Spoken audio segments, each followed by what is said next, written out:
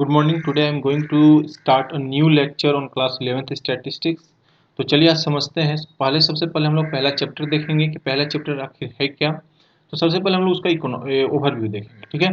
तो ओवरव्यू में हम लोग सबसे पहले देखते हैं कि क्या है। तो ओवरव्यू में हमको सबसे पहले दिख रहा है कि मीनिंग है किस चीज़ का। तो मीनिंग ऑफ इकोनॉमिक्स है, उसके बाद है economic and non economic activity, सब डिटेल में हम लोग पढ़ेंगे, ठीक है। Meaning of statistics, function of statistics, important of statistics और लिमिटेशन ऑफ स्टैटिस्टिक्स। तो आज हम लोग पढ़ेंगे मीनिंग ऑफ स्टैटिस्टिक्स और इसके साथ कुछ डेफिनेशंस भी सीखेंगे कि इसके अंदर में क्या क्या डेफिनेशन किसके किसके द्वारा दिया गया है, उस चीज को हम लोग पढ़ेंगे, ठीक है। तो चलिए सबसे पहले हम लोग देखते हैं पहला। तो यहां पर कहता क्या है कि इकोनॉमिक्स का आखिर आया कहां से, इकोनॉमिक्स वर्ड आया कहां से।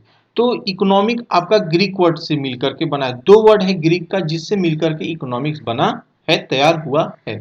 तो सबसे पहला है ओकोस। क्या है ओकोस? ओकोस का मतलब होता है हाउस।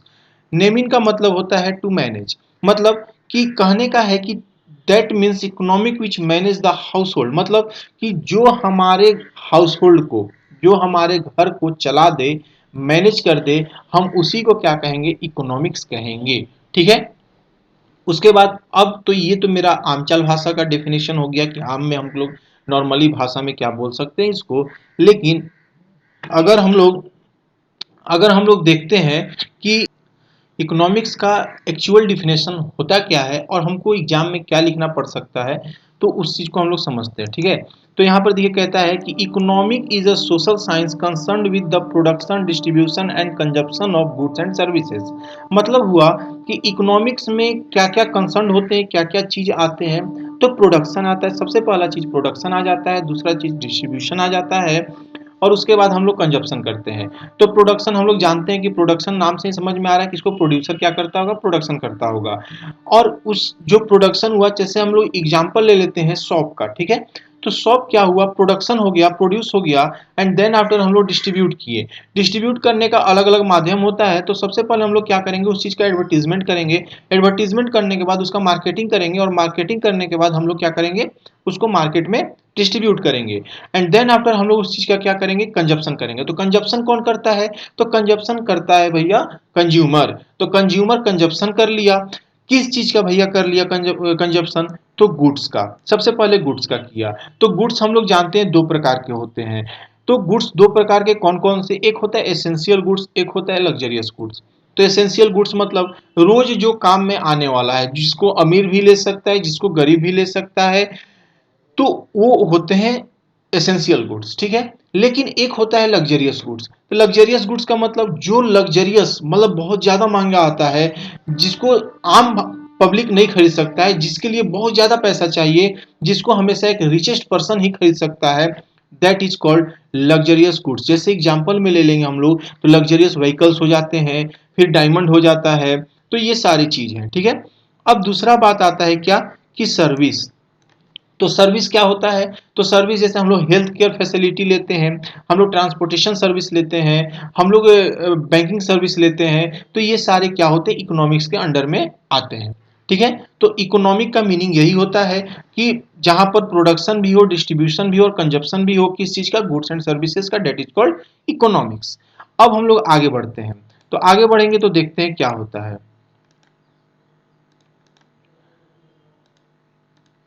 अब हम लोग पढ़ेंगे वेल्थ डेफिनेशन। क्या पढ़ेंगे, वेल्थ डेफिनेशन किस चीज का, तो वेल्थ का पढ़ेंगे। तो सबसे पहले जानते हैं, कहता है कि अकॉर्डिंग टू एडम स्मिथ। मतलब क्या हुआ भैया, तो एडम स्मिथ, हम लोग जानते हैं कि एडम स्मिथ को फादर ऑफ इकोनॉमिक्स भी बोला जाता है। तो ये तो याद कर लेना है, क्योंकि नहीं याद कीजिएगा कल को एग्जाम में पूछ देगा तो नंबर कट जाएगा। इसलिए एक नंबर का क्वेश्चन आएगा तो भैया तुरंत क्या करेंगे, देखेंगे क्या पूछा, फादर ऑफ इकोनॉमिक्स पूछा, आंख बंद करेंगे और एडम स्मिथ को मार देंगे। तो मार देंगे मतलब टिक मार देंगे, ठीक है। तो ये आपका एक नंबर सिक्योर करता है। अब आगे क्या बोलता है, तो economic is the science of wealth. मतलब कि इकोनॉमिक जो है वेल्थ पर डिपेंड चलता है, ठीक है। वेल्थ, वेल्थ का मतलब आखिर क्या होता है, तो वेल्थ का मतलब मनी होता है। लेकिन क्या इकोनॉमिक्स भी इस बात को मानता है कि वेल्थ को मनी बोला जाता है? इकोनॉमिक्स में ये चीज हम कह सकते हैं? तो नहीं। तो चलिए अगला पॉइंट पढ़ते हैं तो समझ में आ जाएगा।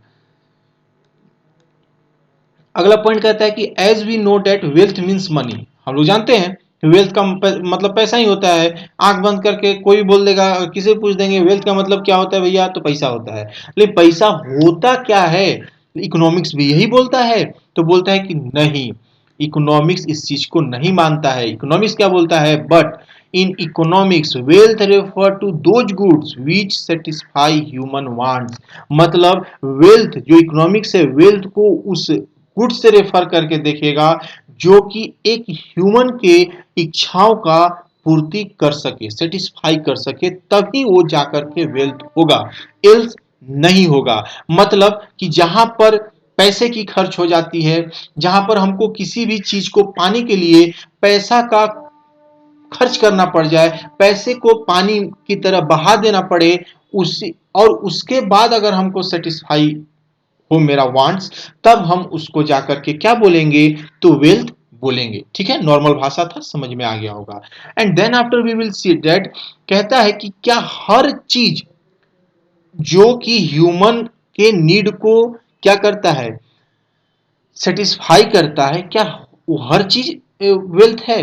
क्या हर चीज वेल्थ के कैटेगरी में आता है? तो नहीं, ये सरासर गलत है। मतलब कहने का कि भैया नेचुरल थिंग्स जितने भी हैं, नेचुरल थिंग्स कौन कौन से हो जाएंगे? तो एयर हो जाएगा, सनलाइट हो जाएगा, ये सारी क्या है, वाटर हो जाएगा, ये सब आपके नेचुरल रिसोर्सेस हैं। और नेचुरल रिसोर्सेस क्योंकि अनलिमिटेड रिसोर्सेस होते हैं, जिसका लिमिटेशन नहीं है, और जो हमको बिना पैसा खर्च किए ही प्राप्त हो जाता है, मिल जाता है, वो कभी भी हमारे वेल्थ के कैटेगरी में नहीं आएंगे। तो इस बात को ध्यान में रखिएगा। अगर कल को आपसे कोई पूछ देता है कि बताइए, से दैट सनलाइट और air is comes under the category of wealth, तो आपको जवाब देना है नो। और रीजन क्यों? क्योंकि भैया इसका जो सप्लाई है वो अनलिमिटेड है। ठीक है, अब आगे बढ़ते हैं तो और समझ में आ जाएगा। आगे वो देखिए क्या बोलता है कि all goods which satisfy human wants are not wealth. अभी हम आपको समझा दिए कि जो भी सेटिस्फाई कर दे ह्यूमन वांट्स को, जरूरी नहीं है कि वेल्थ होगा ही होगा। कैसे?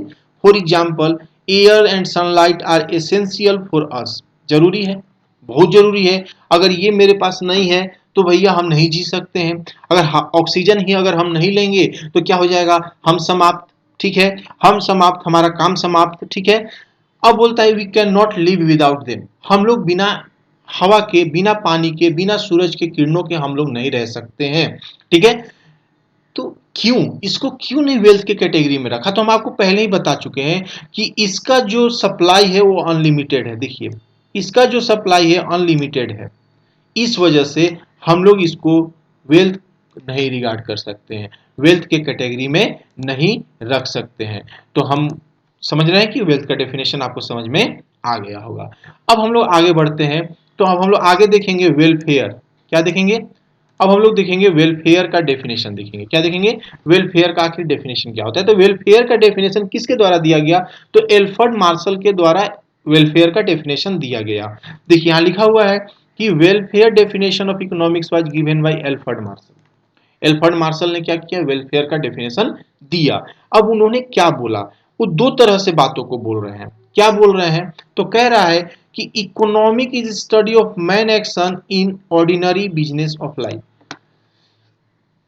अगर इसको हम लोग शुद्ध ढंग से बोले तो कहता है कि अर्थशास्त्र जीवन के समान व्यवसाय में मानव जाति का अध्ययन करता है। तो इसका मतलब तो समझ में आ गया कि जो एक मानव जाति जो है, वो जो अपना पर डे लाइफ में जो एक्शन कर रहा है, जो काम को कर रहा है, एल्फ्रेड मार्शल उसी को इकोनॉमिक कहते हैं। फिर से समझिए, जो मानव जाति, जो एक इंसान अपने लाइफ में किसी भी प्रकार का एक्शन कर रहा है, वो एल्फ्रेड मार्शल बोलते हैं कि वो इकोनॉमिक्स है। ठीक है, अब हम लोग आगे बढ़ते हैं। दूसरा पॉइंट बोलता है कि अकॉर्डिंग टू दिस डेफिनेशन, इस डेफिनेशन के अकॉर्डिंग हम क्या समझते हैं कि we say that economic is the study of the cause of material welfare. क्या है, कॉज ऑफ मेटेरियल वेलफेयर। इसका मतलब कह सकते हैं कि हम कह सकते हैं कि आर्थिक भौतिक कल्याण के कारणों का अध्ययन करता है। वही चीज जो सेम चीज अभी हम पीछे बताएं वही चीज यहां पर बोला। तो ये था मेरा वेलफेयर का डेफिनेशन। ठीक है, अब हम लोग आगे बढ़ते हैं। अब यहां पर देखिए, अब हम लोग पढ़ेंगे स्कैरसिटी का डेफिनेशन।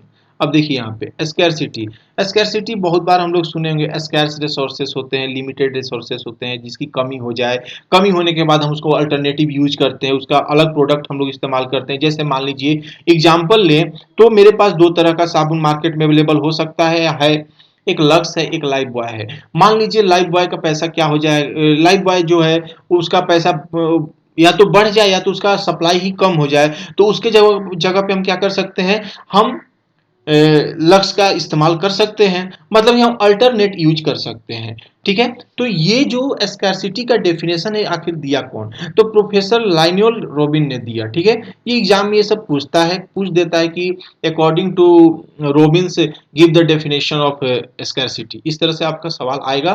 तो इन्होंने जो डेफिनेशन दिया है वही डेफिनेशन आपको लिखना पड़ेगा। अब ये नहीं कि नाम इनका लिख दिए और आगे कोई और डेफिनेशन लिखा है वो डेफिनेशन आप लिख दिए, तो ऐसा कीजिएगा तो टीचर बुड़बक नहीं है, क्या करेगा, नंबर काट लेगा, और नंबर काटेगा तो आप उसके बाद उस पर जाके चिल्लाइए कि मेरा नंबर क्यों कटा, तो भैया गलती लिखिएगा तो गलती ही होगा। तो उन्होंने क्या डेफिनेशन दिया, तो ध्यान से समझिए। कहता है कि the science which study human behaviour as relationship between and and scarce means which have alternative use, मतलब कहता है कि साइंस मतलब विज्ञान, यह एक विज्ञान है जो मानव व्यवहार का अध्ययन, अंत, अंत मतलब एंड, एंड स्कैर्स मतलब दुर्लभ, जो हमको अंत और दुर्लभ साधनों के बीच संबंध रूप में कराता है, जिसका वैकल्पिक उपयोग कर सकते हैं। अल्टरनेटिव का मतलब होता है वैकल्पिक, वैकल्पिक। ठीक है, तो जो अंत, एंड और स्कैर्स के बीच में जो रिलेशनशिप बता करके और कहता है कि तुम इसका क्या कर लो, अल्टरनेट यूज कर लो, मतलब ये प्रोडक्ट इस्तेमाल ना करके तुम प्रोडक्ट दूसरा इस्तेमाल कर लो, मतलब प्रोडक्ट ए इस्तेमाल ना करके प्रोडक्ट बी इस्तेमाल कर लो, प्रोडक्ट बी इस्तेमाल ना करके प्रोडक्ट ए इस्तेमाल कर लो, मतलब हमको ये सिखाता है। ठीक है, अब देखिए हम जानते हैं कि अगर कोई भी इकोनॉमिक्स है तो उसमें प्रॉब्लम तो होगा ही। ठीक है, बी कोई ऐसा इकोनॉमिक्स है ही नहीं, इकोनॉमी है ही नहीं जहां पर किसी प्रकार का प्रॉब्लम ना हो। बिना प्रॉब्लम का कोई इकोनॉमी हो ही नहीं सकता है। तो तीन तरह से बेस होता है, तीन base on three economic problem. कौन कौन से हैं, तो सबसे पहला है unlimited want, scarcity of resources और अल्टरनेटिव यूजेज। तो ये हम लोग आगे इसके बाद हम लोग डिस्कस करेंगे एक एक पॉइंट करके कि अनलिमिटेड वांट क्या होता है, स्कैरसिटी ऑफ रिसोर्सेज क्या होता है और अल्टरनेटिव यूज क्या होता है। ठीक है, तो चलिए सबसे पहले हम लोग एग्जांपल देखते हैं। तो एग्जांपल कहता है कि after poor weather, poor weather का मतलब खराब मौसम, जैसे बारिश का मौसम, अगर मान लीजिए गर्मी है, गर्मी में भी बारिश हो गया और बहुत ज्यादा बारिश हो गया, कहीं पर तूफान आ गया और तूफान आने की वजह से क्या हो गया, हमारे शहरों में बारिश हो गया, उससे क्या हो नुकसान हो सकता है। तो आगे पढ़ते हैं, कहता है कि corn crop did not grow resulting in a scarcity of food for people and animal and ethanol for fuel। Corn अगर वो सही ढंग से उसका उपज ना हो, ठीक है, अगर नहीं होता है तो उसकी कमी हो जाएगी, हो जाएगी, सही बात है। अगर कॉर्न अगर सही ढंग से अगर उसमें पानी नहीं मिला, सनलाइट नहीं मिला, और अगर किसी कारण से अगर उसका उत्पादन अगर सही से नहीं हो पाया, अगर फार्मर उसको सही से एग्री उत्पादन नहीं कर पाया, तो क्या हो सकता है, स्कैरसिटी हो सकता है। अब स्कैरसिटी किन किन लोगों के लिए होगा, तो सबसे पहले लोगों के लिए होगा, ह्यूमन के लिए होगा, उनको खाना नहीं मिलेगा, पहला चीज खाना नहीं मिलेगा। दूसरा एनिमल, अब बाजरा जो होता है, अगर वो जो एनिमल अगर ना ले, एनिमल ना खाए तो भैया एनिमल भूखे रह जाएगा, भूखे रह जाएगा तो वो लोग ज्यादा दिन तक जिंदा नहीं रह पाएगा। तीसरा जो होता है इथेनॉल फॉर फ्यूल, अब घर में अगर हमको जलावन चाहिए किसी चीज के लिए, खाना बनाने के लिए अगर हमको जलावन चाहिए, अगर वो हमको ये नहीं मिल पाता है तो खाना हम नहीं बना पाएंगे। तो अगर सही प्रकार का वेदर ना हो, वेदर अगर पुअर कंडीशन में हो, तो हमको क्या क्या प्रॉब्लम हो सकता है आप ये देख सकते हैं, स्कैरसिटी हो सकता है किसी भी चीज का। कहता है कि fewer local farmers rising cattle can result in scarcity of milk and चीज। मतलब क्या हो गया कि अगर कुछ लोकल, कुछ देखिए फ्यूअर बोला, कुछ लोकल फार्मर अगर कैटल रखते हैं, ठीक है, उस कैटल में अगर वहां पे उतना ज्यादा क्या हो, जानवर ना हो, तो मिल्क का क्या हो सकता है, स्कैरसिटी हो जाए। क्यों हो जाएगा भैया, क्योंकि जो कॉर्न था, कॉर्न क्रॉप था, उससे हमको बाजरा मिला नहीं, बाजरा मिला नहीं तो पशु खाया नहीं, पशु खाया नहीं तो वो रहेगा ही नहीं, जिंदा ही नहीं रहेगा, तो क्या हो जाएगा, फार्मर के पास जो एनिमल्स हैं वो घट जाएंगे, जिसकी वजह से मिल्क का स्कैरसिटी हो जाएगा। यहां पर देखिए मिल्क का स्कैरसिटी हो जाएगा और दूध और मक्खन हमको नहीं मिल पाएगा। तो ये कुछ तरह का एग्जाम्पल था, तो ये समझ में आ गया होगा। अब हम लोग चलते हैं, अभी हम लोग तीन बेस्ट प्रॉब्लम देखे थे इकोनॉमिक का, वो हम लोग तीनों समझते हैं कि आखिर होता क्या क्या है। तो सबसे पहला होता है अनलिमिटेड वांट। क्या होता है, सबसे पहला होता है अनलिमिटेड वांट। सबको पता है कि अनलिमिटेड वांट का मतलब क्या हो गया। कहता है कि human want can never be fully satisfied. सही बात है, ह्यूमन का जो इच्छा है ना वो कभी भी पूरी तरह से खत्म नहीं हो सकता है। No sooner a want is satisfy a new want arise. एक सेटिस्फाई हुआ नहीं, ठीक है, कि अगला क्या हो जाएगा, अराइज हो जाएगा। तो एक बात समझ में आ गया होगा कि ह्यूमन का जो वांट होता है वो अनलिमिटेड होता है। वो किसी भी रूप में, किसी भी कंडीशन में, जब तक वो जी रहा है, जब तक वो जिंदा है, तब तक उसका वो वांट, किसी भी प्रकार की इच्छा कभी भी खत्म हो ही नहीं सकती है। पहला पॉइंट समझ में आ गया होगा। दूसरा पॉइंट बोलता है कि स्कैरसिटी ऑफ रिसोर्सेस, मतलब कि limitation of supply in relation to demand. अगर मेरा डिमांड जो है, समझिएगा, अगर मेरा डिमांड 100 यूनिट का है, कितना का है, 100 यूनिट का है, और सप्लाई जो है वो 90 का ही है। कितना का है,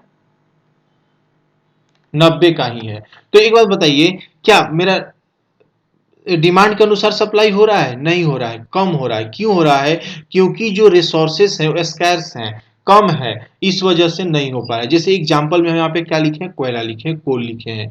मतलब कोयला क्या है, कोयला सबको चाहिए, हर एक इंडस्ट्री को चाहिए, हर एक इंसान को चाहिए, हर एक हाउस होल्ड को चाहिए कोयला पे खाना बनाने के लिए। अगर इंडस्ट्री को चाहिए तो आपको आयरन को पिघलाने के लिए, बस्टिंग करने के लिए, ये सारी चीजें चाहिए। लेकिन क्या सबको उतना पर्याप्त मात्रा में मिल पाता है, तो नहीं मिल पाता है। क्यों भैया, क्योंकि लिमिटेशन है, स्कैर्स है रिसोर्सेज। ठीक है, समझ में आ गया होगा। आगे बढ़ते हैं, आगे बोलता है अल्टरनेटिव यूजेस। कहता है कि resources are not only scarce, resources सिर्फ स्कार्सनेस, रिसोर्सेस की सिर्फ कमी नहीं है, but they can also be put to various uses. For example, coal can be used as fuel for the production of industrial goods. It can be used for running trains. It can be also used for domestic cooking purposes and so for many purpose. अब देखिए, एक हमारे पास सिर्फ एक है resources, क्या है, कोल। अब उसका बहुत सारा यूजेस, क्या, तो हम इंडस्ट्री में भी इस्तेमाल कर ले रहे हैं, हम ट्रेन को चलाने के लिए भी इस्तेमाल कर रहे हैं, हम घर में भी इस्तेमाल कर ले रहे हैं, ठीक है, हम बहुत सारे और पर्पस के लिए भी इस्तेमाल कर ले रहे हैं। तो हमारे पास गुड एक है, लेकिन उसका यूज जो है वो अल्टरनेट है, वो अलग अलग है। तो ये बात समझ में आ गया होगा कि तीन प्रॉब्लम है, unlimited want, scarcity of resources और अल्टरनेटिव यूजेज। तो ठीक है, अब आगे बढ़ते हैं।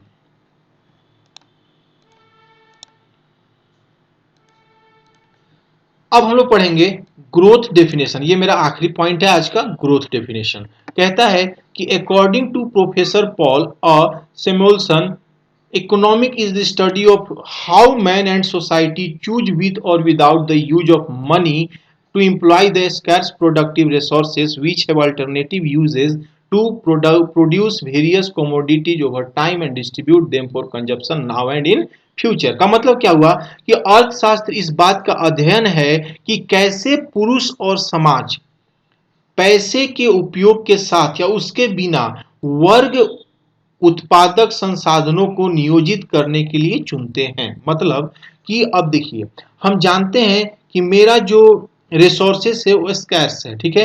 अब उस रिसोर्सेस का एक इंसान और या कहे तो फिर एक सोसाइटी किस प्रकार से उसके बिना या उससे, मतलब पैसा लगा करके या बिना पैसे के वो किस प्रकार से इस्तेमाल कर रहा है, जो कि रिसोर्सेस क्या है, स्कैर्स प्रोडक्टिव है, कम है, और उसका अल्टरनेटिव यूजेस कैसे कर रहा है।